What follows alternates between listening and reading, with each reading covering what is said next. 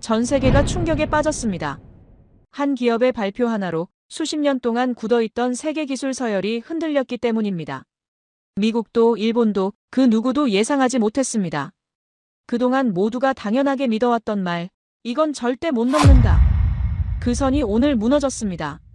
앞으로 누가 돈을 쥐고 누가 선택권을 갖게 되는지에 대한 이야기입니다.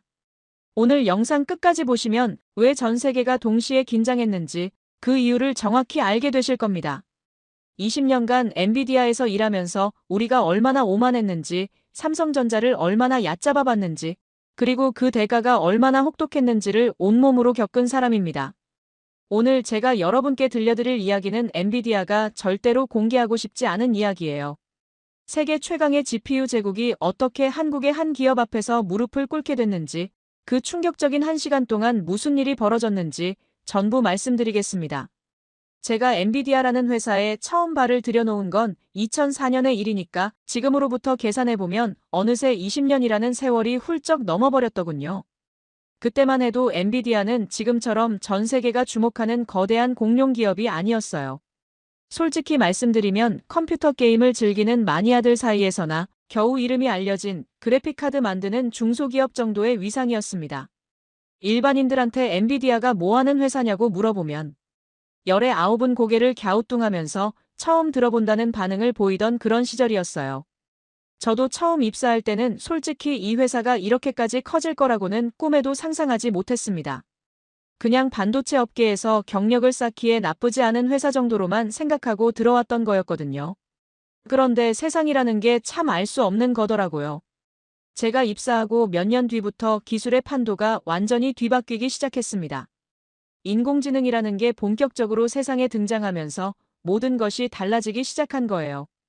예전에는 컴퓨터가 뭔가를 배우고 스스로 판단한다는 게 공상과학 영화에서나 나오는 먼 미래의 이야기였잖아요. 그런데 갑자기 그게 현실이 되기 시작한 겁니다.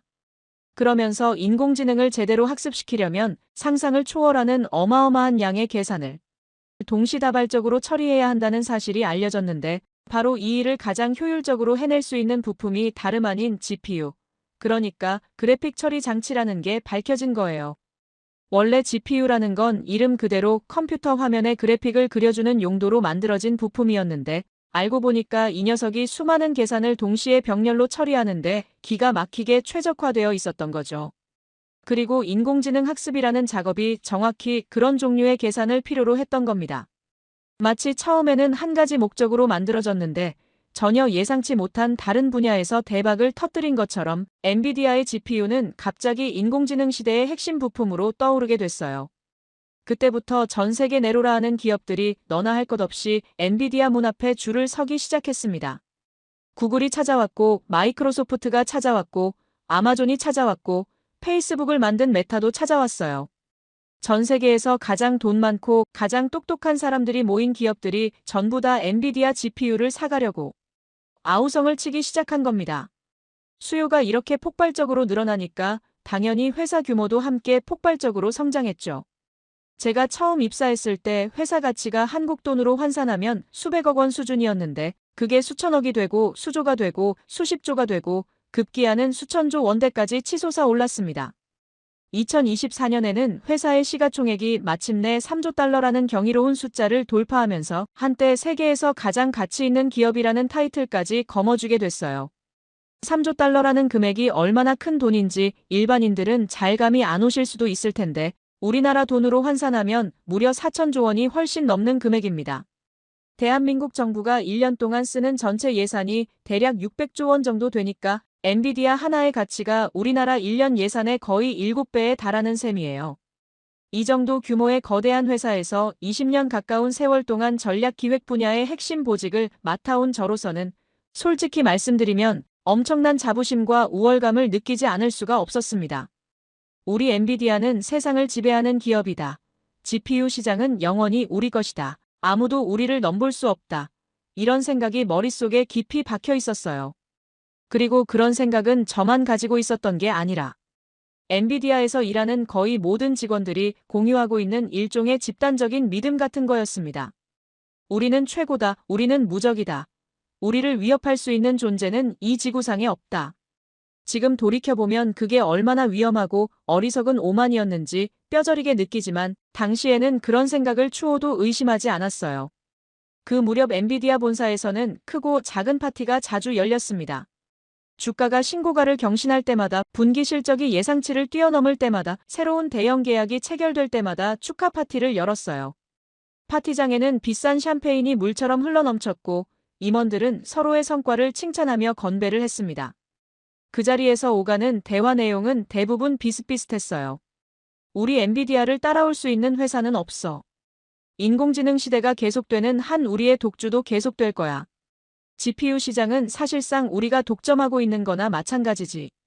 이런 자화자찬이 끊임없이 오갔고 저도 그 분위기에 흠뻑 취해 있었습니다. 그런 분위기 속에서 다른 회사들, 특히 아시아 기업들을 바라보는 시선은 자연스럽게 깔보는 쪽으로 흘러갈 수밖에 없었어요. 한국의 삼성전자라는 회사 이름은 저도 당연히 알고 있었습니다. 메모리 반도체 분야에서 세계 1위를 달리고 있다는 것도 알고 있었고 스마트폰 시장에서도 상당한 점유율을 가지고 있다는 것도 알고 있었어요. 하지만 그게 전부였습니다. 제가 그리고 엔비디아의 대부분의 임원들이 삼성전자에 대해서 가지고 있던 인식은 딱 그 수준에서 멈춰 있었어요. 삼성? 아, 메모리 만드는 회사 말하는 거지. 디램이랑 낸드 플래시 같은 거. 그쪽으로는 잘하는 것 같던데. 스마트폰도 만들잖아. 갤럭시인가 뭔가. 애플 아이폰한테는 밀리지만 그래도 2등은 하는 것 같더라. 근데 시스템 반도체 쪽으로는 별로 아닌 거 아니야? 퀄컴한테도 밀리고 자기들이 만든 엑시노스인가 하는 칩은 성능이 별로라면서. 파티 자리에서 누군가가 삼성전자 이야기를 꺼내면 대충 이런 식의 대화가 오갔습니다. 삼성전자를 심각하게 경쟁 상대로 인식하는 사람은 단 한 명도 없었어요. 그냥 메모리나 열심히 만들면 되지 시스템 반도체나 GPU 같은 고급 기술은 우리 실리콘밸리 기업들이나 할 수 있는 영역이라는 인식이 팽배했던 겁니다. 저도 솔직히 그렇게 생각했어요. 삼성전자가 메모리 분야에서 대단한 회사라는 건 인정하지만 그건 어디까지나 대량 생산 기술이 뛰어난 거지 창의적인 설계 능력이나 혁신적인 아키텍처를 만들어내는 능력과는 다른 이야기라고 생각했거든요. GPU를 설계하려면 그냥 공장에서 물건 찍어내는 능력만 가지고는 어림도 없어요. 수십 년간 축적된 설계 노하우가 있어야 하고 그 위에서 돌아가는 소프트웨어 생태계가 갖춰져 있어야 하고 전 세계의 개발자들이 우리 제품을 기준으로 프로그램을 짜는 그런 환경이 만들어져 있어야 합니다. 엔비디아는 그 모든 걸 수십 년에 걸쳐서 쌓아왔거든요. 삼성전자가 아무리 돈이 많고 기술자가 많아도 그런 생태계를 하루아침에 만들어낼 수는 없다고 저는 확신하고 있었습니다. 2024년 어느 날 회사 근처 고급 레스토랑에서 임원들끼리 저녁 식사를 하는 자리가 있었어요. 인공지능 붐으로 회사 실적이 연일 최고 기록을 경신하던 시기라 분위기가 아주 좋았습니다. 식사 중에 누군가가 농담처럼 이런 말을 했어요. 삼성전자가 스마트폰용 GPU를 직접 만들겠다고 한다던데 들었어? 테이블에 앉아있던 사람들 사이에서 웃음이 터져나왔습니다. 뭐? 삼성이 GPU를? 웃기고 있네. 메모리나 잘 만들지 GPU는 또 다른 세계라는 걸 모르나 봐. 설령 만든다고 해도 우리 물건이랑 비교가 되겠어? 비교 자체가 실례지. 저도 그 자리에서 함께 웃었습니다. 삼성전자가 GPU를 만든다는 게 우스꽝스러운 농담처럼 느껴졌으니까요. 지금 생각하면 그때 우리 모두가 얼마나 어리석었는지 얼굴이 화끈거립니다.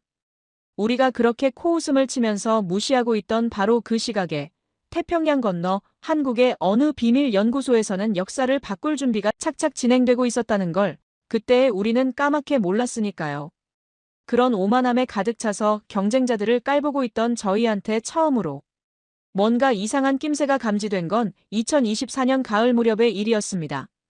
엔비디아 본사에는 시장정보팀이라는 부서가 있는데 이 부서에서 하는 일은 전 세계 반도체 업계의 동향을 24시간 감시하면서 경쟁사들의 움직임을 파악하고 보고하는 거예요. 새로운 기술 동향이나 인력 이동, 특허 출원 현황, 투자 흐름 같은 것들을 빠짐없이 추적해서 경영진한테 정기적으로 보고서를 올리는 역할을 맡고 있죠. 평소에는 그 보고서들이 별로 특별할 게 없었어요. 예상 범위 안에서 움직이는 경쟁사들의 소식이 대부분이었고 가끔 눈길을 끄는 내용이 있어도 크게 신경 쓸 정도는 아니었거든요. 그런데 그해 가을 어느 날 시장정보팀장이 제 사무실로 직접 찾아왔습니다. 평소 같으면 그냥 이메일로 보고서를 보내고 끝낼 텐데 직접 얼굴을 보고 이야기하고 싶다면서 찾아온 거예요. 그 사람 표정이 좀 심상치 않아 보여서 저도 모르게 긴장이 됐습니다. 무슨 일이야? 표정이 왜 그렇게 안 좋아? 제가 물어보니까 그 팀장이 태블릿 화면을 보여주면서 말하더군요. 최근 몇 달간 이상한 패턴이 감지돼서 보고 드리려고요. AMD 출신 핵심 인력들의 이탈이 눈에 띄게 늘고 있습니다. AMD 인력 이탈? 그게 뭐 특별한 일이야? 거기서 사람들 나가는 건 항상 있던 일이잖아. 우리한테 오는 사람들도 꽤 있고. 저는 대수롭지 않게 반응했어요. 반도체 업계에서 회사 간 인력 이동은 밥 먹듯이 일어나는 일이거든요. 특히 AMD는 엔비디아의 오랜 경쟁사이기도 하고 거기서 일하던 엔지니어들이 다른 회사로 옮기는 건 전혀 이상한 일이 아니었습니다. 그게요, 평소의 이직 패턴과는 좀 달라요. 팀장이 화면을 스크롤하면서 설명을 이었습니다. 보통은 AMD에서 나간 인력들이 우리 엔비디아로 오거나 인텔로 가거나 아니면 스타트업을 차리거나 하는 시기잖아요. 그런데 최근에 이탈한 인력들의 행선지를 추적해봤더니 상당수가 어디로 갔는지 파악이 안 돼요. 마치 증발이라도 한 것처럼요. 증발? 그게 무슨 소리야? 말 그대로예요. 분명히 AMD를 그만두었는데 다른 미국 회사로 간 흔적이 없어요. 링크드인 프로필도 업데이트가 안 되고 업계 행사에서도 모습이 안 보이고 몇 명 정도면 그럴 수 있다고 치는데 이게 수십 명 단위로 벌어지고 있어요. 저는 그제야 좀 이상하다는 생각이 들기 시작했어요. 수십 명 단위의 엔지니어가 동시에 사라진다? 그것도 AMD에서 GPU 설계를 담당하던 핵심 인력들이. 혹시 행선지 추정은 해봤어? 네, 저희도 이상해서 좀 더 깊이 파봤는데요. 몇몇 사람들의 경우 최근에 한국을 방문한 기록이 있어요. 그것도 한두 번이 아니라 여러 차례요. 한국? 왜 갑자기 한국이 나와? 확실하지는 않은데요. 저희가 입수한 정보에 따르면 그 사람들이 삼성전자와 접촉한 정황이 있습니다. 삼성전자라는 이름이 나오는 순간 저는 반사적으로 피식 웃음이 나왔습니다. 삼성전자. AMD 출신 GPU 엔지니어들이 삼성전자로 갔다고? 거기서 뭘 하려고? 그게요, 정확히는 모르겠는데 삼성전자가 뭔가 대규모 프로젝트를 비밀리에 진행하고 있다는 소문이 업계에 돌고 있어요. GPU 관련 프로젝트라는 추측도 있고요. 저는 고개를 저었습니다. 말도 안 되는 소리야. 삼성전자가 GPU를 만든다고? 그건 불가능해. GPU 아키텍처를 처음부터 새로 설계하는 게 얼마나 어려운 일인지 알잖아. 수십 년은 걸려. 저도 그렇게 생각했는데요. 이상한 게 하나 더 있어요. 팀장이 화면을 또 넘겼습니다. 로버트 킴이라는 사람 아세요? 그 이름을 듣는 순간 저는 살짝 긴장했어요. 로버트 킴은 업계에서 꽤 유명한 사람이거든요. AMD에서 GPU 아키텍처 설계를 총괄하던 핵심 인물이었어요. AMD가 자랑하는 GPU 설계의 뼈대를 만든 사람이라고 해도 과언이 아닌 그 분야에서는 손꼽히는 천재 엔지니어였습니다. 당연히 알지. AMD GPU의 핵심 인물이잖아. 그 사람이 왜? 2년 전에 AMD를 갑자기 그만뒀어요. 그것도 아무런 예고 없이 조용히요. 그때는 개인적인 사정인가 보다 하고 넘어갔는데 최근에 확인해보니까 그 사람이 현재 한국에 거주하고 있는 것으로 파악됐어요. 뭐라고? 거의 확실해요. 로버트 킴이 삼성전자에서 일하고 있을 가능성이 높습니다. 저는 그 말을 듣고 한동안 아무 말도 할 수가 없었어요. 로버트 킴 정도 되는 사람이 삼성전자로 갔다? 그것도 2년 전에? 그때부터 이미 뭔가가 진행되고 있었다는 뜻인가? 그리고 한 가지 더 있어요. 팀장이 목소리를 낮추며 말했습니다. 삼성전자가 이나노 공정 개발에 상당한 진전을 이뤘다는 첩보가 있어요. 빠르면 2026년 안에 양산에 들어갈 수도 있다는 이야기가 돌고 있습니다. 이나노? 대만에 있는 그 회사보다 먼저. 확실하지는 않지만 가능성이 있다는 거죠. 저는 창밖을 바라보면서 복잡한 생각에 빠졌습니다. 정말로 만약에 이 모든 정황이 사실이라면 삼성전자가 GPU를 독자적으로 개발하려고 시도하고 있을 가능성이 있다는 뜻이었어요. AMD 출신 핵심 인력들을 대거 영입하고 로버트 킴 같은 천재 엔지니어를 데려오고 최첨단 이나노 공정을 준비하고 있다면 이건 단순한 우연의 일치로 보기 어려웠습니다. 하지만 저는 그 순간에도 여전히 의심이 앞섰어요. 아무리 그래도 GPU는 다른 문제야. 공정 기술이랑 설계 기술은 완전히 별개라고. 삼성전자가 2나노 공정을 개발했다고 해서 바로 GPU를 만들 수 있는 게 아니야. 그건 엔진 잘 만드는 회사가 자동차 전체를 잘 만들 수 있다고 착각하는 거랑 마찬가지야. 저는 스스로를 안심시키려는 듯이 그렇게 말했습니다. 하지만 마음 한구석에서는 뭔가 찜찜한 기분이 가시지 않았어요. 일단 계속 모니터링해. 삼성전자 관련 동향은 빠짐없이 보고해줘. 팀장이 고개를 끄덕이고 나간 뒤 저는 한참 동안 사무실 창밖을 바라보며 생각에 잠겼습니다. 설마 정말로 삼성전자가 GPU를 만들겠다는 건가? 그게 가능하기는 한 건가? 아니야, 불가능해. GPU 아키텍처를 독자적으로 설계하는 건 전 세계에서 손에 꼽는 기업들만 할 수 있는 일이야. 엔비디아, AMD, 인텔, 애플, 퀄컴. 이게 전부야. 삼성전자가 아무리 대단한 회사라고 해도 그 대열에 끼어드는 건 불가능해. 저는 스스로에게 그렇게 말하면서 불안감을 털어내려고 했습니다. 하지만 그날 밤 집에 돌아와서 침대에 누워서도 좀처럼 잠이 오지 않았어요. 로버트 킴이라는 이름이 자꾸 머릿속을 맴돌았거든요. 그 사람이 왜 안정적인 AMD를 떠나서 삼성전자로 갔을까? 무엇이 그를 움직이게 만들었을까? 삼성전자가 도대체 뭘 보여줬길래? 그때까지만 해도 저는 몰랐습니다. 제가 그날 밤 느꼈던 불안감이 기우가 아니라 정확한 예감이었다는 것을요. 그리고 불과 1년 뒤 저와 엔비디아 전체가 감당하기 어려운 충격에 휩싸이게 될 것이라는 것을요. 그 첫 번째 경고 이후로 몇 달이 흘렀습니다. 시장정보팀에서는 제가 지시한 대로 삼성전자 관련 동향을 꾸준히 모니터링해서 보고했는데 시간이 지날수록 불안한 정황들이 하나둘씩 쌓여가기 시작했어요. 처음에는 그냥 우연의 일치려니 하고 넘기려고 했는데 점점 그러기가 어려워지더라고요. 2025년 초에 들어서면서 삼성전자가 반도체 연구개발 인력을 대폭 충원하고 있다는 소식이 들려왔습니다. 그것도 그냥 신입사원을 뽑는 수준이 아니라 전 세계에서 내로라 하는 경력직 엔지니어들을 엄청난 조건을 제시하면서 스카우트하고 있다는 거예요. 특히 눈에 띄는 건 그 채용 대상자들의 전공 분야였습니다. GPU 아키텍처 설계, 그래픽 처리 알고리즘, 병렬 연산 최적화, 저전력 칩 설계. 하나같이 GPU 개발과 직접적으로 관련된 분야의 전문가들이었어요. 우연의 일치라고 보기에는 너무 뚜렷한 패턴이에요. 시장정보팀장이 보고서를 들고 다시 제 사무실을 찾아왔을 때 그렇게 말하더군요. 저희가 파악한 바로는 지난 2년간 AMD, 인텔, 퀄컴, 심지어 우리 엔비디아 출신 엔지니어들까지 합쳐서 최소 50명 이상이 삼성전자로 이직한 것으로 추정됩니다. 그것도 대부분 GPU나 시스템 반도체 관련 분야 경력자들이에요. 50명이나. 저는 그 숫자에 놀라지 않을 수 없었어요. 50명이면 그냥 단순히 좋은 조건 보고 이직한 수준이 아니거든요.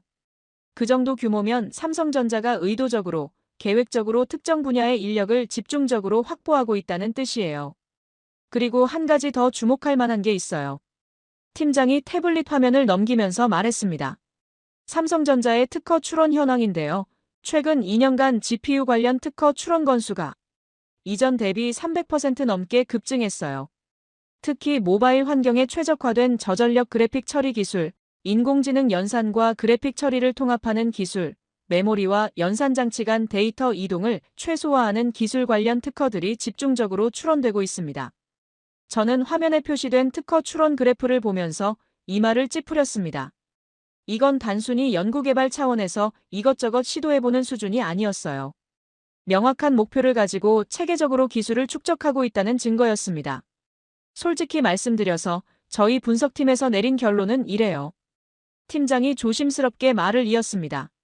삼성전자가 독자적인 GPU 아키텍처 개발을 본격적으로 추진하고 있는 것이 거의 확실합니다. 현재 진행 속도와 투자 규모를 감안하면 빠르면 2년에서 3년 안에 첫 번째 제품이 나올 가능성이 있어요. 2년에서 3년이라고?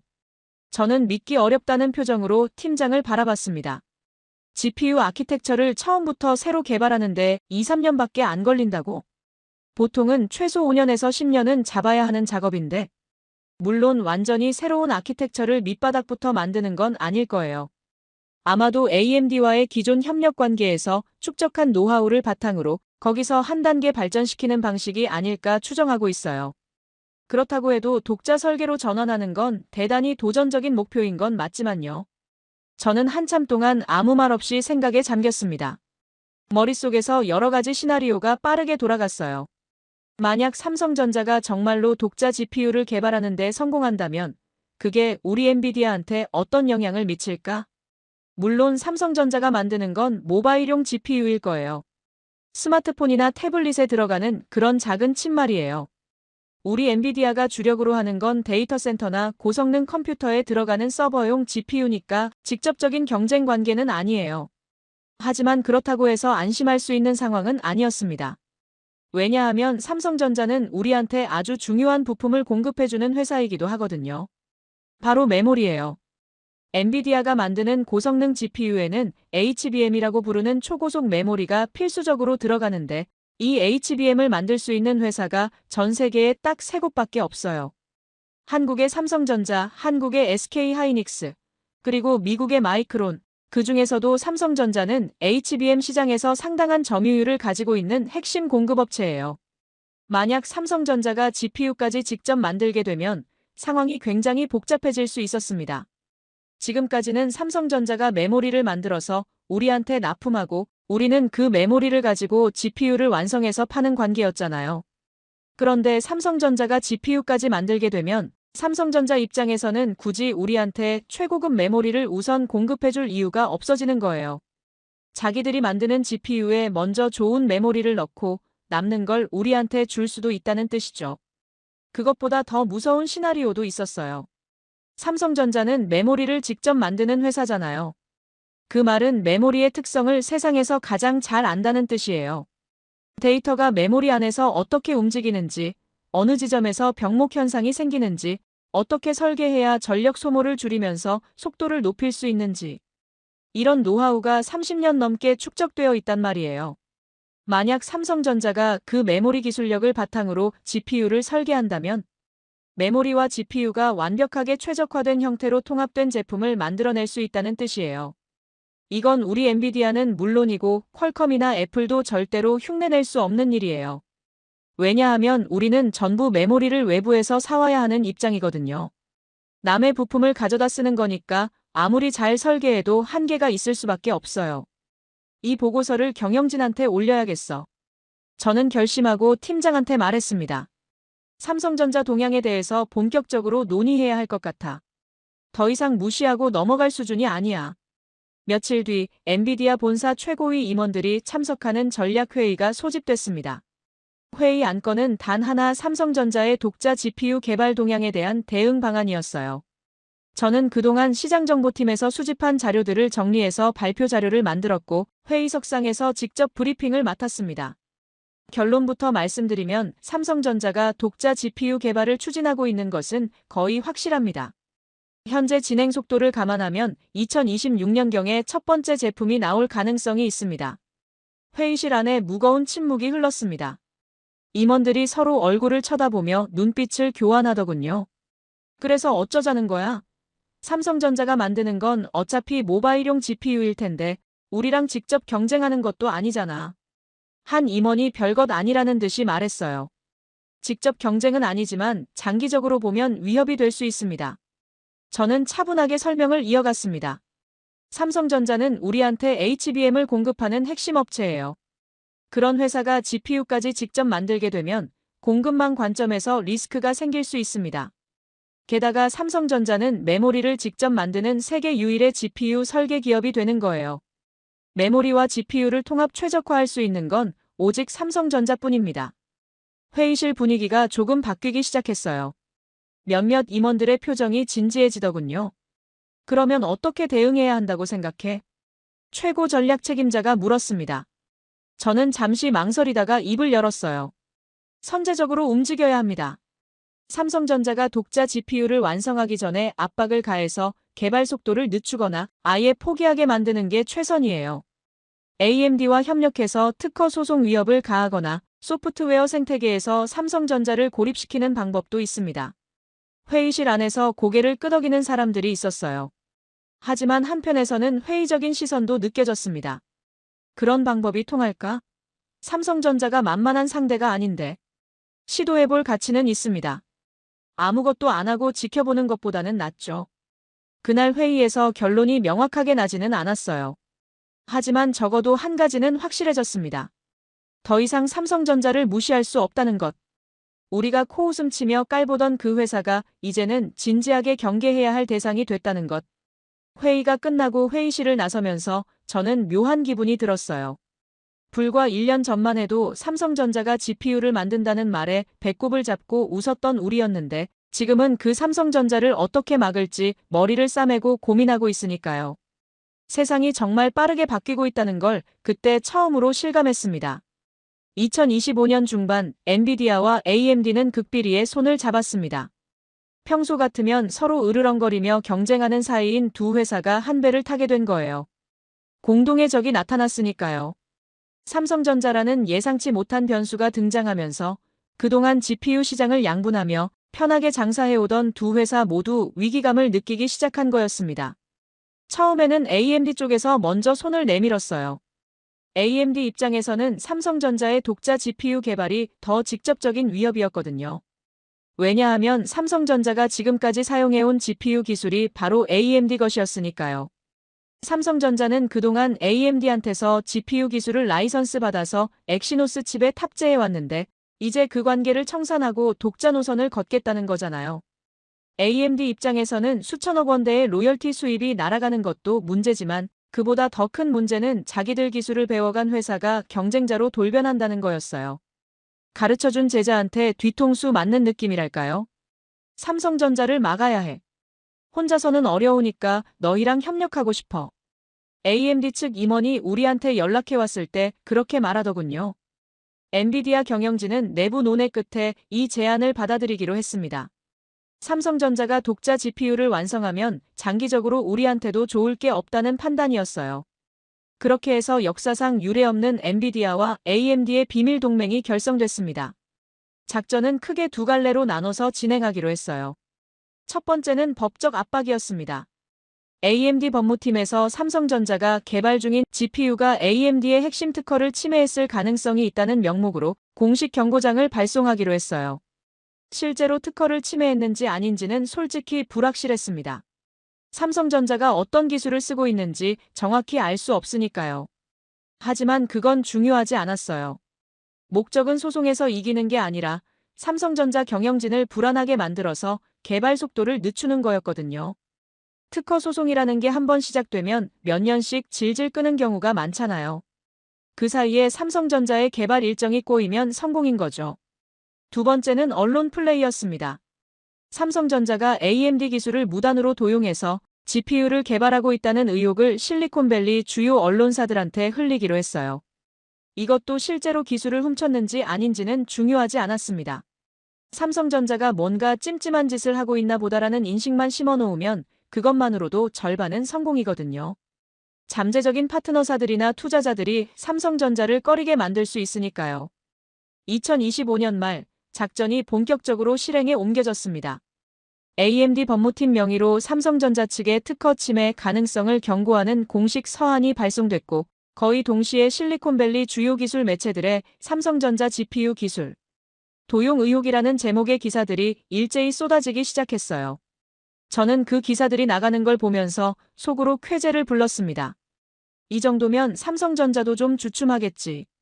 저뿐만 아니라 엔비디아와 AMD의 임원들 대부분이 비슷한 생각을 하고 있었어요. 아무리 삼성전자가 대단한 회사라고 해도 미국의 거대 기술, 기업 두 곳이 동시에 압박을 가하면 어쩔 수 없이 움츠러들 수밖에 없을 거라고 확신했거든요. 그런데 우리의 예상은 완전히 빗나갔습니다. 삼성전자는 움츠러들기는커녕 오히려 더 공격적으로 나왔어요. AMD의 특허 침해 경고에 대해서는 법무팀 차원에서 조목조목 반박하는 답신을 보내왔고 언론의 기술 도용 의혹 보도에 대해서는 아예 공식적인 해명조차 하지 않았습니다. 마치 신경 쓸 가치도 없다는 듯이 무시해버린 거예요. 그리고 더 충격적인 일이 벌어졌습니다. 2025년 12월 삼성전자가 갑자기 기자회견을 예고했어요. 엑시노스 2600이라는 새로운 모바일 프로세서를 공개하겠다는 내용이었는데 원래 예정됐던 발표 일정보다 한 달이나 앞당겨진 거였습니다. 뭐야, 저게 무슨 수작이지? 저는 그 소식을 듣고 당황했어요. 보통 이런 상황이면 움츠러들거나 최소한 신중하게 대응하는 게 정상인데 삼성전자는 정반대로 움직이고 있었거든요. 우리가 공격하니까 오히려 더 빨리 반격하겠다는 건가? 저들이 자신감이 있는 거 아닐까요? 시장정보팀장이 조심스럽게 말했습니다. 우리 압박에 위축되기는커녕 오히려 발표를 앞당긴다는 건 자기들이 만든 제품에 상당한 확신이 있다는 뜻일 수도 있어요. 어쩌면 우리가 흘린 의혹 기사들을 한 방에 뒤집어 버릴 만한 뭔가를 준비하고 있는 것 같은데요. 저는 그 말을 듣고 가슴이 철렁 내려앉는 기분이 들었습니다. 설마, 정말로? 삼성전자가 우리 예상보다 훨씬 더 대단한 걸 만들어낸 거야? 2026년 1월, 삼성전자의 기자회견이 열리는 날이 밝았습니다. 엔비디아 본사에서는 그 기자회견을 실시간으로 모니터링하기 위해서 전략기획실 임원들이 대회의실에 모였어요. 대형 화면으로 한국에서 생중계되는 기자회견 영상을 틀어놓고 다들 긴장한 표정으로 지켜봤습니다. 화면 속에서 삼성전자 임원이 무대에 올라가서 마이크 앞에 섰어요. 오늘 저희는 삼성전자 반도체 역사상 가장 중요한 발표를 하려고 합니다. 그 첫마디를 듣는 순간 회의실 안의 공기가 팽팽하게 긴장됐습니다.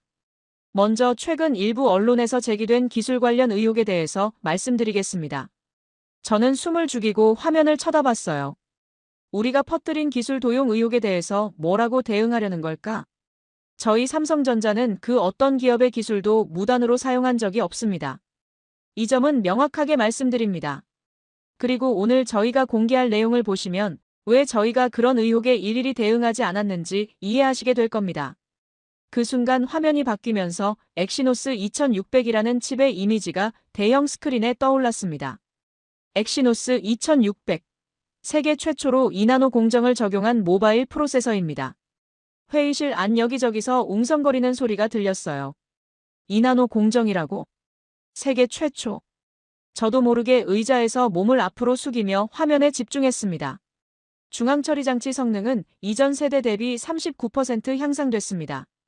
그리고 인공지능 연산 장치 성능은 113% 향상됐습니다.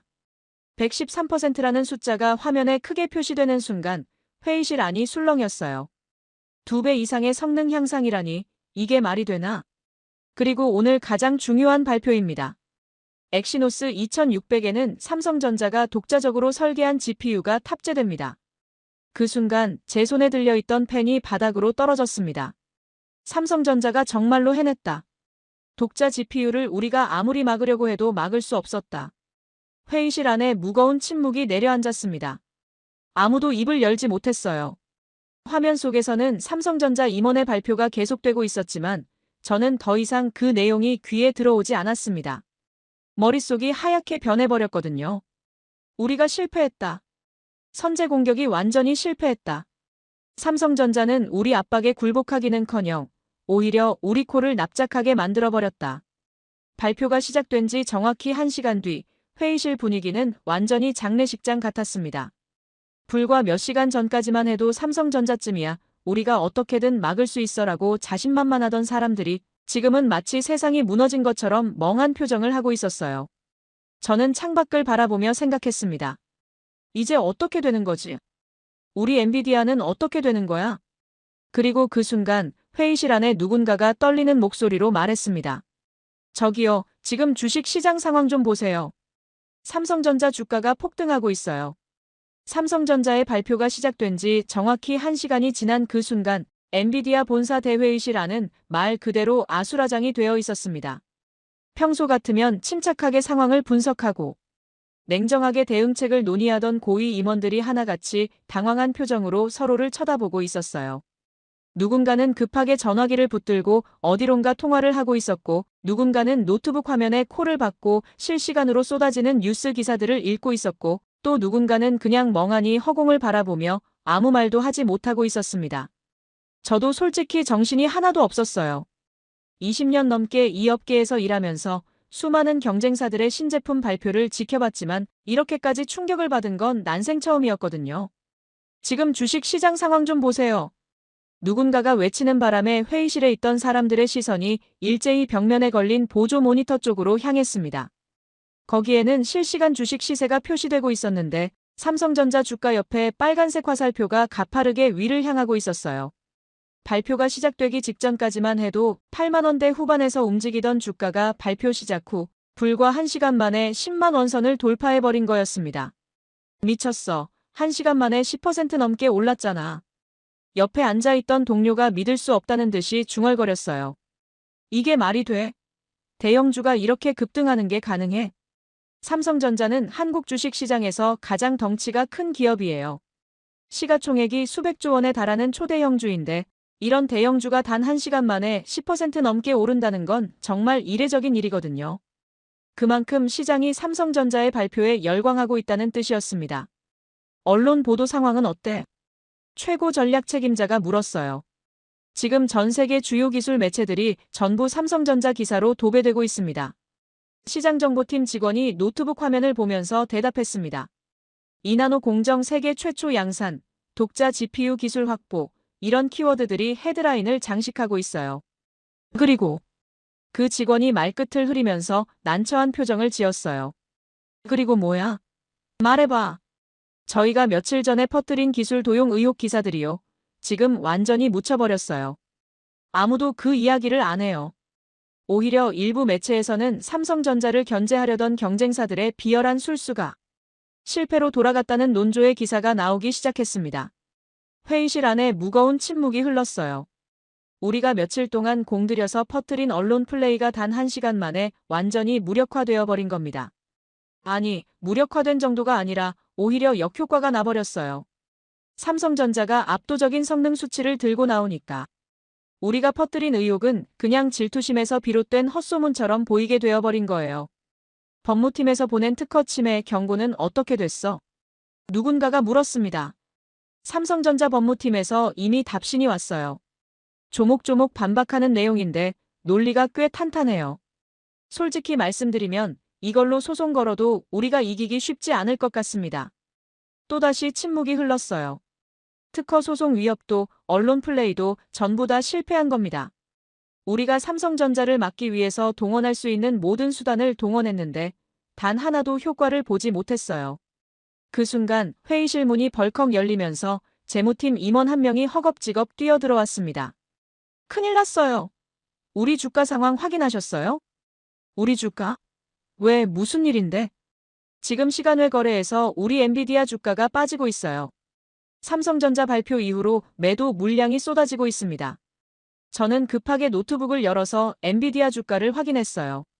정말이었습니다. 장중에는 큰 변동이 없었는데 삼성전자 발표가 끝난 직후부터 시간외 거래에서 매도 물량이 나오기 시작한 거예요. 아직 급락 수준은 아니었지만 분명히 하락세가 감지되고 있었습니다. 투자자들이 불안해하기 시작한 거야. 최고 전략 책임자가 이를 악물면서 말했어요. 삼성전자가 독자 GPU를 만들었다는 소식에 우리 엔비디아한테도 영향이 있을 거라고 판단하는 거지. 하지만 삼성전자가 만드는 건 모바일용 GPU잖아요. 우리랑 직접 경쟁하는 것도 아닌데 왜 우리 주가가 영향을 받는 거예요? 한 젊은 임원이 이해할 수 없다는 표정으로 물었습니다. 저는 한숨을 내쉬면서 설명했어요. 직접 경쟁은 아니지만 투자자들이 보는 시각은 달라. 삼성전자가 GPU 독자 기술을 확보했다는 건 장기적으로 봤을 때 우리한테 위협이 될 수 있거든. 지금 당장은 모바일용이지만 나중에 서버용으로 확장하면 어떻게 되겠어? 게다가 삼성전자는 우리한테 HBM을 공급하는 회사야. 그런 회사가 GPU까지 만들게 되면 공급망 측면에서 리스크가 생기는 거지. 회의실 안의 분위기가 점점 더 어두워졌습니다. 그때 회의실 구석에서 누군가가 작은 목소리로 말했어요. 저기요, 삼성전자 발표 아직 안 끝났어요. 뭔가 더 말하려는 것 같은데. 모든 사람의 시선이 다시 메인 화면으로 향했습니다. 화면 속에서 삼성전자 임원이 마이크 앞에서 말을 이어가고 있었어요. 그리고 한 가지 더 말씀드릴 게 있습니다. 회의실 안이 조용해졌어요. 엑시노스 2600은 시작에 불과합니다. 저희는 2027년에 완전히 새로운 제품을 준비하고 있습니다. 아키텍처부터 설계까지 100% 삼성전자 독자 기술로만 만들어지는 제품입니다. 더 이상 그 어떤 외부 기술에도 의존하지 않는 완전한 기술 독립을 이룬 제품이 될 것입니다. 그 순간 회의실 안에서 누군가가 신음소리를 냈어요. 이건 AMD랑 완전히 결별하겠다는 뜻이잖아. 맞아, 더 이상 AMD 기술 안 쓰겠다는 거지. 완전히 독자 노선으로 가겠다는 선언이야. 저는 화면을 뚫어지게 쳐다보면서 생각했습니다. 이게 바로 삼성전자가 우리 압박에 굴복하지 않은 이유였구나. 그들은 이미 다 준비가 되어 있었던 거야. 우리가 특허 소송으로 협박하든 언론의 의혹을 퍼뜨리든 상관없이 자기들 갈 길을 갈 자신이 있었던 거지. 왜냐하면 그들한테는 우리가 절대로 가질 수 없는 무기가 있으니까. 바로 메모리야. 저는 그 순간 깨달았어요. 우리가 싸움의 본질을 완전히 잘못 파악하고 있었다는 것을요. 삼성전자의 발표가 끝나고 며칠이 지났지만 엔비디아 본사의 분위기는 여전히 가라앉아 있었습니다. 평소 같으면 활기차게 오가던 임원들의 발걸음이 눈에 띄게 무거워졌고 복도에서 마주치는 동료들의 표정도 하나같이 어두웠어요. 회사 전체가 마치 장례식장처럼 침울한 분위기에 휩싸여 있었습니다. 발표 직후 일주일 동안 저는 거의 잠을 자지 못했어요. 밤낮 없이 분석 보고서를 검토하고 팀원들과 회의를 하고 경영진한테 보고할 대응 전략을 수립하느라 정신이 하나도 없었거든요. 그러면서 저는 삼성전자의 이번 발표가 왜 그렇게 충격적이었는지, 우리 엔비디아가 진짜로 두려워해야 하는 게 뭔지를 점점 더 명확하게 이해하게 됐습니다. 처음에 저를 포함한 대부분의 임원들은 이렇게 생각했어요. 삼성전자가 만드는 건 어차피 모바일용 GPU니까 우리 엔비디아가 주력으로 하는 서버용 고성능 GPU 시장과는 별개의 영역이라고요. 스마트폰에 들어가는 조그만 칩이랑 데이터 센터에 들어가는 거대한 GPU는 애초에 게임이 다르니까 직접적인 위협은 아니라고 스스로를 위안했던 거죠. 하지만 상황을 깊이 분석하면 할수록 그게 얼마나 아니란 생각이었는지 깨닫게 됐습니다. 문제의 본질은 삼성전자가 모바일용 GPU를 만들었다는 사실 자체가 아니었어요. 진짜 문제는 삼성전자가 GPU를 만들 수 있는 능력을 갖추게 됐다는 것, 그리고 그 삼성전자가 세상에서 메모리를 가장 잘 만드는 회사라는 사실이었습니다. 여기서 잠깐 메모리 이야기를 좀 해야 할 것 같아요. GPU라는 부품이 제대로 작동하려면 반드시 메모리라는 부품이 함께 있어야 합니다. GPU가 계산을 수행하려면 계산에 필요한 데이터를 어딘가에서 가져와야 하고 계산이 끝난 결과물도 어딘가에 저장해야 하는데 그 어딘가가 바로 메모리거든요. 그래서 GPU의 성능은 단순히 GPU 자체의 연산 능력만으로 결정되는 게 아니에요. GPU와 메모리 사이에서 데이터가 얼마나 빠르게 오갈 수 있느냐, 이게 전체 성능을 좌우하는 핵심 요소 중 하나입니다. 아무리 GPU의 계산 능력이 뛰어나도 메모리에서 데이터를 가져오는 속도가 느리면 GPU가 계산할 데이터를 기다리면서 놀고 있어야 하거든요. 그래서 고성능 GPU에는 HBM이라고 불리는 특수한 초고속 메모리가 들어갑니다. 일반 메모리보다 훨씬 더 빠른 속도로 데이터를 주고받을 수 있는 고급 메모리예요. 그런데 이 HBM을 만들 수 있는 회사가 전 세계에 딱 3곳밖에 없어요. 한국의 삼성전자, 한국의 SK하이닉스, 그리고 미국의 마이크론. 이 세 회사가 전 세계 HBM 시장을 사실상 독점하고 있는 겁니다. 우리 엔비디아는 GPU를 설계하는 회사예요. GPU의 두뇌에 해당하는 연산장치 부분은 우리가 직접 설계하지만 거기에 붙어야 하는 메모리는 우리가 만들지 못해요. 삼성전자나 SK하이닉스 같은 메모리 전문 회사한테서 사와야 합니다. 쉽게 말해서 우리는 엔진은 직접 만들지만 연료통은 남한테서 사와야 하는 처지인 거예요. 그런데 그 연료통을 만드는 회사가 이제 엔진까지 직접 만들겠다고 나선 겁니다. 이게 무슨 의미인지 아시겠어요? 삼성전자는 메모리를 직접 만드는 회사예요. 그 말은 메모리의 모든 특성을 세상에서 가장 잘 안다는 뜻이에요. 데이터가 메모리 안에서 어떻게 움직이는지, 어느 지점에서 병목 현상이 생기는지, 어떻게 설계해야 전력 소모를 최소화하면서 속도를 극대화할 수 있는지. 이런 노하우가 30년 넘게 축적되어 있단 말이에요. 우리 엔비디아는 그런 노하우가 없어요. 우리는 메모리를 사와서 쓰는 입장이니까 메모리 내부에서 무슨 일이 벌어지는지 속속들이 알 수가 없거든요. 메모리 회사에서 주는 스펙 문서를 보고 거기에 맞춰서 GPU를 설계할 수밖에 없는 거예요. 그런데 삼성전자는 달라요. 그들은 메모리도 만들고 이제 GPU도 만들게 됐으니까 두 부품을 처음부터 하나의 시스템으로 설계할 수가 있어요. 메모리의 특성에 딱 맞게 최적화된 GPU를 만들고 반대로 GPU의 요구사항에 맞춰서 메모리를 튜닝할 수도 있는 거죠. 이건 우리 엔비디아는 물론이고 퀄컴이나 애플도 절대로 할 수 없는 일이에요.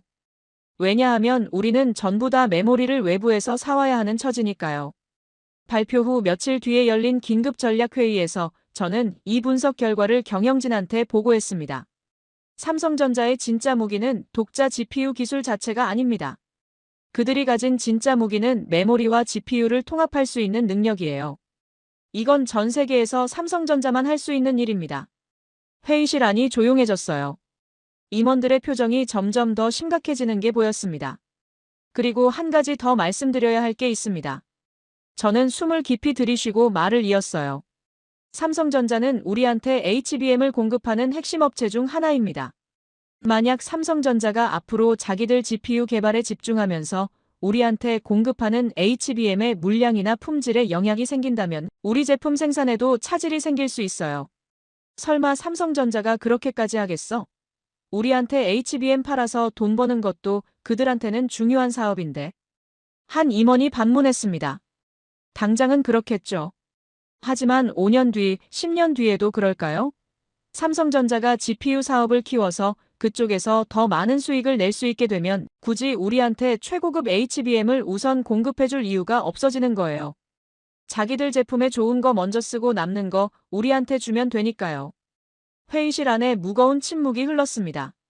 제가 말한 시나리오가 현실이 된다면 그건 엔비디아한테 치명적인 타격이 될 수 있었어요.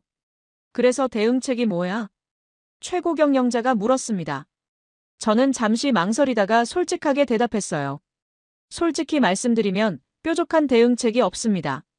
우리가 지금부터 메모리 사업에 뛰어들 수도 없는 노릇이고 삼성전자의 GPU 개발을 막을 방법도 이제는 없어요. 우리가 할 수 있는 건 기존 강점을 더욱 강화하면서 삼성전자보다 항상 한 발 앞서 나가는 것뿐입니다.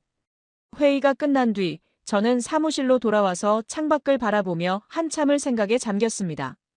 20년 넘게 엔비디아에서 일하면서 숱한 경쟁을 겪어왔지만 이번처럼 막막하게 느껴진 적은 없었어요. AMD나 인텔 같은 기존 경쟁사들과의 싸움은 어떻게든 방법이 있었거든요. 그들도 우리처럼 메모리를 외부에서 사와야 하는 처지니까 출발선이 같은 상태에서 경쟁하는 거였어요.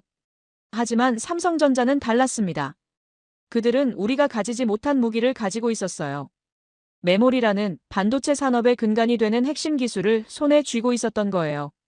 그리고 이제 그 무기를 활용해서 GPU 시장에까지 발을 들여놓은 겁니다. 그날 저녁 집에 돌아가는 차 안에서 라디오 뉴스를 들었는데 삼성전자 관련 소식이 흘러나왔어요. 삼성전자 주가가 발표 이후 일주일 만에 사상 최고치인 11만 2천 원을 돌파했습니다. 증권가에서는 목표 주가를 13만 원에서 15만 원까지 상향 조정하는 곳들이 속출하고 있습니다. 저는 라디오를 끄고 한숨을 내쉬었어요. 불과 몇 달 전만 해도 우리가 삼성전자를 코웃음치며 무시했는데 지금은 상황이 완전히 뒤집혀버렸습니다. 삼성전자는 승승장구하고 있고 우리는 대응책을 찾지 못한 채 전전긍긍하고 있으니까요. 그리고 그때 저는 처음으로 이런 생각을 했어요. 어쩌면 우리가 싸움에서 지는 건지도 모르겠다고. 아니, 이미 진 건지도 모른다고. 우리가 깨닫기도 전에 판이 바뀌어버린 건지도 모른다고요. 삼성전자의 발표 이후 한 달이라는 시간이 흘렀습니다. 그 한 달 동안 실리콘밸리의 분위기는 제가 20년 넘게 이곳에서 일하면서 한 번도 경험해보지 못한 방식으로 완전히 뒤바뀌어 있었어요. 예전에는 누군가가 삼성전자 이야기를 꺼내면 그 한국에 있는 메모리 만드는 회사 말하는 거야? 하면서 별것 아니라는 듯이 대수롭지 않게 넘기던 사람들이 이제는 삼성전자라는 단어만 들어도 하던 말을 멈추고 표정이 굳어지는 모습을 보이더라고요. 마치 금기어라도 되는 것처럼 조심스럽게 그 이름을 입에 올리는 분위기가 형성되어 있었습니다. 특히 반도체 업계에 종사하는 사람들 사이에서 삼성전자의 엑시노스 2600은 단연코 가장 뜨거운 화제였어요. 제가 참석하는 기술 컨퍼런스마다 삼성전자의 이나노 공정 기술을 심층 분석하는 세션이 열렸는데 그런 세션은 예외 없이 청중으로 꽉 차서 서서 듣는 사람들까지 생길 정도였습니다. 업계 전문 매체들에는 삼성전자의 독자 GPU 기술이 앞으로 글로벌 반도체 시장의 판도에 어떤 영향을 미치게 될지 전망하는 분석 기사들이 연일 쏟아져 나왔고요. 저도 그 한 달 동안 정신없이 바쁜 나날을 보내야 했습니다.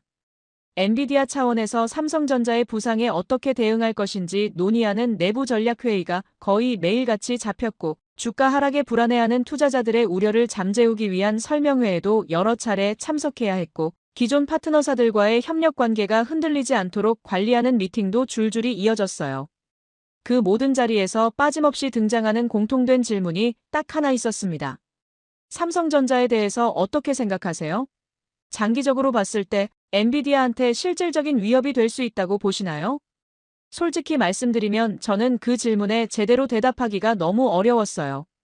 공식적인 자리에서는 삼성전자가 만드는 건 모바일용 GPU이고 우리 엔비디아의 주력 사업인 데이터 센터용 고성능 GPU와는 시장 자체가 다르기 때문에 직접적인 경쟁 관계는 아닙니다라고 교과서적인 대답을 하긴 했지만 속으로는 그 말이 얼마나 공허한 위안인지 너무나 잘 알고 있었거든요. 삼성전자 발표 이후 약 3주가 지났을 무렵 예상하지 못했던 연락을 하나 받았습니다. AMD 쪽에서 온 연락이었어요. 불과 두어 달 전만 해도 삼성전자를 막기 위해서 우리와 손을 잡고 특허 소송 위협이니 언론 플레이니 하면서 함께 작전을 펼쳤던 바로 그 AMD였습니다. 그때 연락을 해온 건 AMD에서 아시아 지역 파트너십을 총괄하는 고위 임원인 스티브 맥도널드라는 사람이었는데 저와도 업무상 몇 번 교류한 적이 있는 사이였어요. 제임스, 나야 스티브.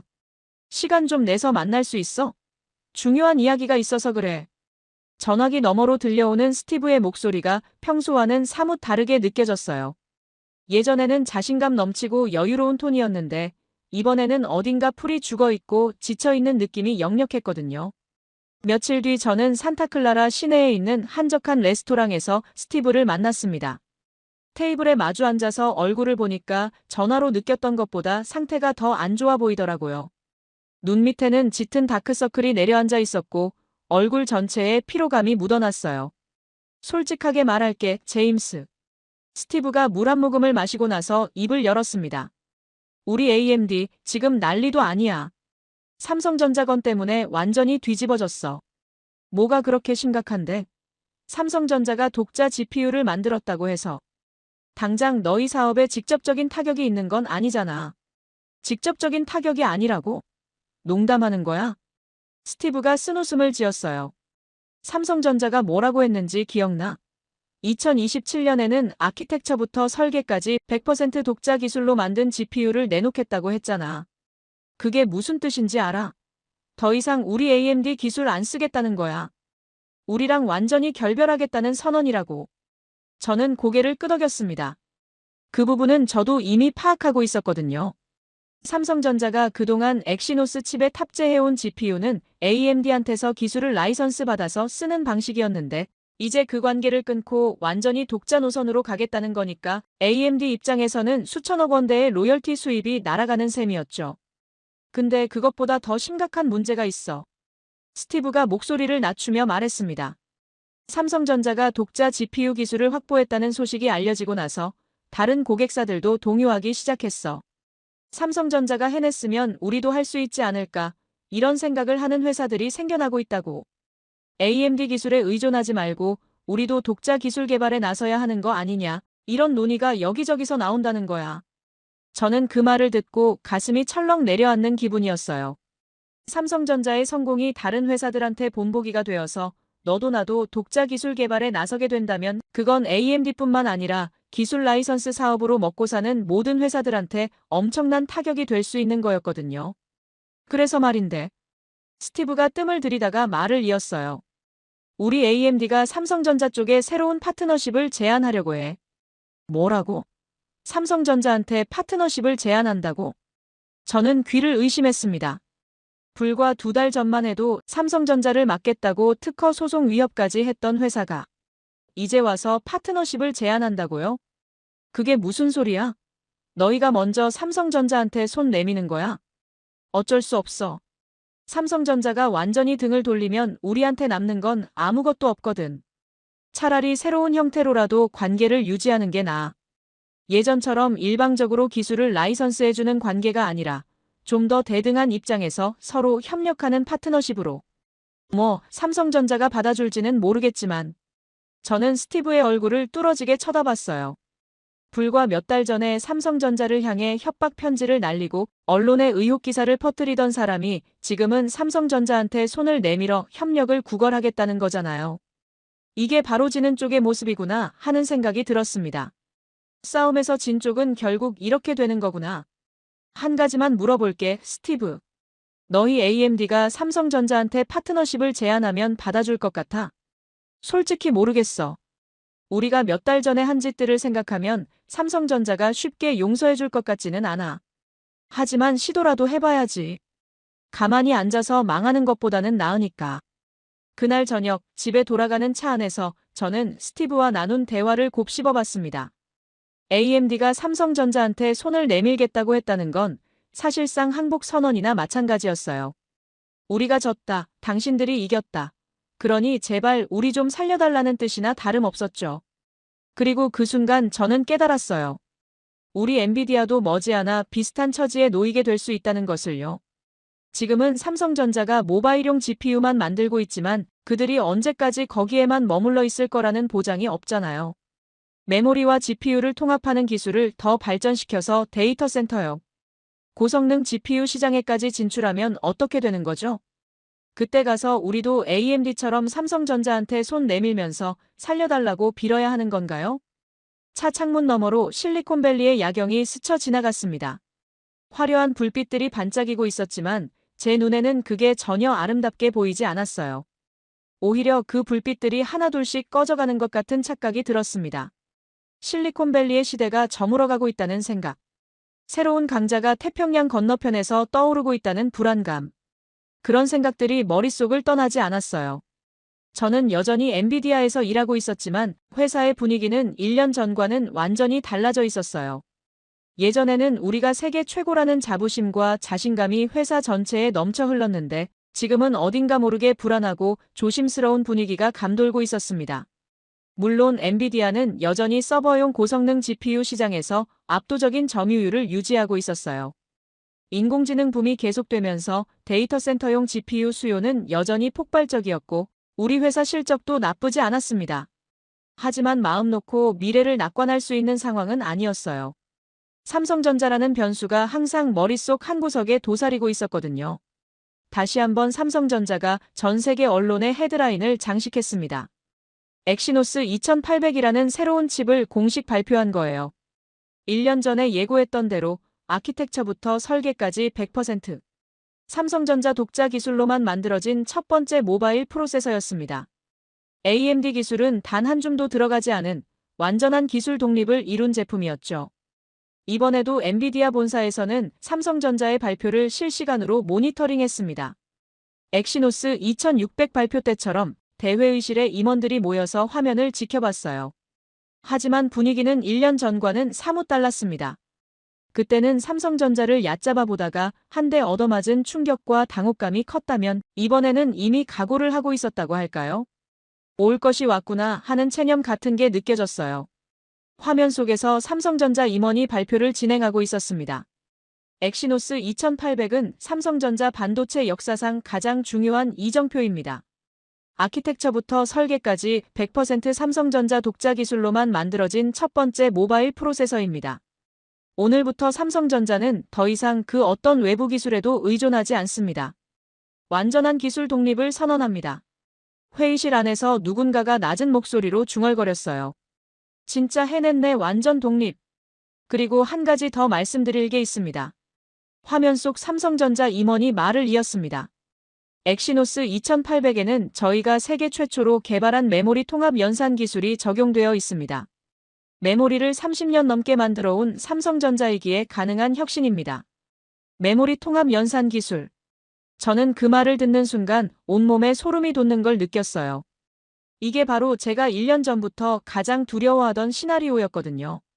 삼성전자가 메모리와 GPU를 하나로 통합하는 기술을 개발해서 상용화하는 것. 이건 우리 엔비디아는 물론이고 세상 어떤 회사도 따라할 수 없는 영역이에요. 메모리를 직접 만드는 회사만이 갈 수 있는 길이니까요. 이 기술은 앞으로 스마트폰뿐만 아니라 인공지능 글래스, 확장현실 기기, 자율주행 자동차 로봇에 이르기까지 모든 온디바이스 인공지능 기기의 핵심이 될 것입니다. 저는 그 말을 듣고 머릿속이 복잡해지는 걸 느꼈습니다. 온디바이스 인공지능이라는 건 인터넷에 연결하지 않고도 기기 자체에서 인공지능 연산을 처리하는 기술을 말하는 건데 이게 앞으로 엄청나게 중요해질 분야거든요. 지금은 인공지능 연산 대부분이 데이터 센터에서 이루어지고 있지만 미래에는 점점 더 많은 연산이 개별 기기에서 직접 처리되는 방향으로 갈 거예요. 그래야 반응 속도도 빨라지고 개인정보 보호도 되고 인터넷 연결이 안 되는 환경에서도 인공지능 기능을 쓸 수 있으니까요. 그리고 그 온디바이스 인공지능 시장에서 가장 중요한 게 바로 저전력 고효율 연산 기술이에요. 배터리로 작동하는 기기에서 인공지능을 돌려야 하니까 전력 소모를 최소화하면서 성능을 극대화해야 하거든요. 삼성전자가 메모리 통합 연산 기술로 이 분야를 선점해버리면 그건 엄청난 파급력을 가지게 될 겁니다. 발표가 끝난 뒤 회의실 안에 무거운 침묵이 흘렀습니다. 아무도 먼저 입을 열지 않았어요. 다들 머릿속으로 이 상황이 앞으로 어떻게 전개될지, 우리 엔비디아는 어떻게 대응해야 하는지 생각하고 있는 것 같았습니다. 마침내 최고 경영자가 입을 열었어요. 자, 현실을 직시하자. 삼성전자가 완전한 기술 독립을 이뤘다. 그리고 메모리 통합 연산이라는 우리가 가지지 못한 무기까지 손에 넣었다. 이건 우리가 어떻게 해볼 수 있는 영역이 아니야. 메모리를 만드는 건 우리 사업 범위 밖이니까. 회의실 안의 사람들이 고개를 끄덕였습니다. 하지만 그렇다고 해서 우리가 손 놓고 있을 수는 없어. 삼성전자가 지금 당장 서버용 고성능 GPU 시장에 뛰어드는 건 아니야. 그들의 주력은 여전히 모바일이고 우리의 주력은 데이터 센터야. 시장이 다르니까 당장 정면 충돌하는 상황은 아니라는 거지. 우리한테는 아직 시간이 있어. 그 시간 동안 우리도 준비를 해야 해. 저는 그 말을 들으면서 씁쓸한 기분이 들었어요.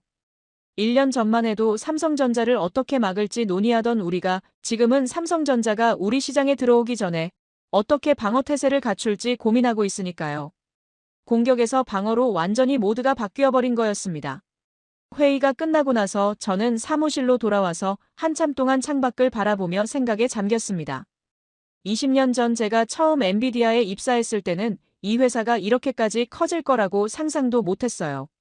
그냥 게이머들 사이에서나 알려진 조그만 회사였는데 인공지능 시대가 열리면서 세계에서 가장 가치 있는 기업 중 하나가 됐잖아요.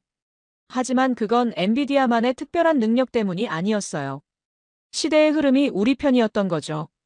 인공지능이라는 거대한 파도가 몰려오는데 우리가 마침 그 파도를 탈 수 있는 위치에 있었던 거예요. 그런데 이제 새로운 파도가 밀려오고 있는 것 같았습니다. 메모리와 연산을 통합하는 새로운 패러다임. 온디바이스 인공지능이라는 새로운 시대. 그 파도를 탈 수 있는 가장 유리한 위치에 있는 건 우리 엔비디아가 아니라 삼성전자였어요. 메모리를 직접 만들 수 있는 그들만이 그 파도를 완벽하게 탈 수 있는 거였죠. 문득 1년 전에 스티브 맥도널드가 했던 말이 떠올랐어요. AMD가 삼성전자한테 파트너십을 제안하겠다고 했던 그 말이요. 결국 AMD는 정말로 삼성전자한테 손을 내밀었고 새로운 형태의 협력 관계를 맺는 데 성공했다고 들었습니다. 예전처럼 기술을 일방적으로 라이선스해주는 관계가 아니라 특정 분야에서 서로 기술을 교류하는 대등한 파트너십으로요. 어쩌면 우리 엔비디아도 언젠가는 그렇게 해야 할 날이 올지도 모르겠다는 생각이 들었어요. 삼성전자를 적으로 두기보다는 파트너로 만드는 게 현명한 선택일 수도 있다는 생각이요. 물론 지금 당장은 아니겠지만 5년 뒤, 10년 뒤에는 어떻게 될지 아무도 모르는 거니까요.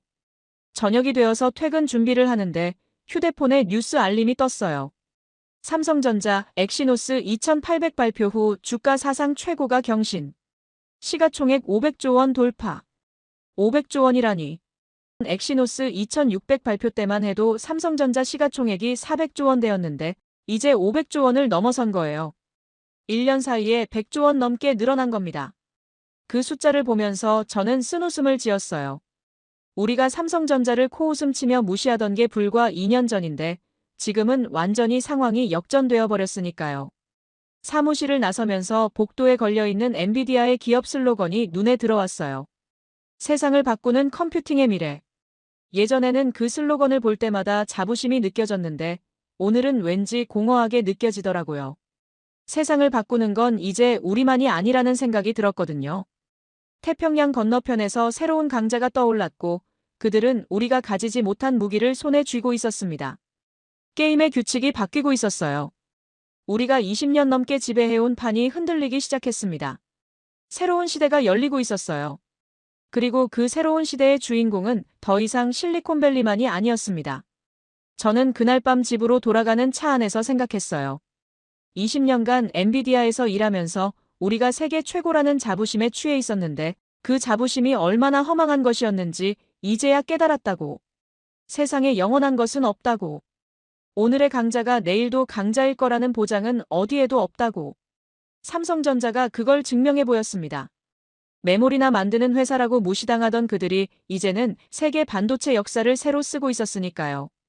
그리고 아이러니하게도 그들이 그렇게 할 수 있었던 건 바로 우리가 무시했던 그 메모리 기술 덕분이었어요.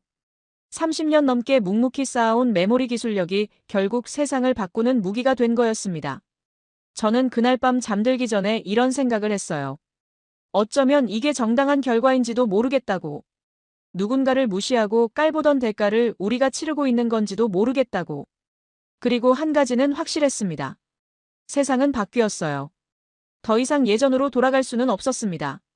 새로운 시대가 열렸고 우리는 그 새로운 시대에 적응해서 살아남든지 아니면 역사 속으로 사라지든지 둘 중 하나를 선택해야 했습니다. 삼성전자가 증명한 건 단순히 한 기업의 성공 스토리가 아니었어요. 그건 정해진 규칙을 따르지 않고 새로운 길을 개척하면 불가능해 보이는 것도 가능해진다는 교훈이었습니다. 불가능하다는 말을 듣고도 포기하지 않으면 세상을 바꿀 수 있다는 증거였어요. 그리고 그 교훈은 비단 반도체 업계뿐만 아니라 세상 모든 분야에 적용되는 것이겠죠. 우리 엔비디아도 20년 전에는 아무도 주목하지 않던 조그만 회사였으니까요. 그때 우리도 불가능해 보이는 도전에 뛰어들었고 결국 해냈잖아요. 이제는 삼성전자가 그 길을 가고 있는 거였습니다. 게임은 끝나지 않았어요. 새로운 게임이 시작된 거였습니다. 그리고 그 게임에서 누가 최후의 승자가 될지는 아직 아무도 알 수 없었습니다. 여러분, 우리나라 기업이 이런 판을 뒤집는 거 보셨을 때 마음이 뜨거워지셨으면 대한민국 4글자만 남겨주세요. 감사합니다.